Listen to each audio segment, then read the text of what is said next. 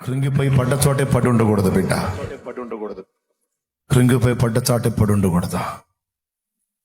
జారి పడ్డ చోటే, దిగజారిన చోటే ఉండకూడదు. తిరిగి విజృంభించాలి, తిరిగి లేవాలి. వస్తాయి, విమర్శిస్తారు, సొంత వాళ్ళే ద్వేషిస్తారు, ఇబ్బంది పెడతారు, కలతకు గురి చేస్తారు, కృంగదీస్తారు. బలహీనతలు ఒక పక్క, ఆర్థిక సమస్యలు ఒక పక్క, సొంత వాళ్ళ వ్యతిరేకతలు ఒక పక్క, బయట వాళ్ళ సమస్యలు ఒక పక్క,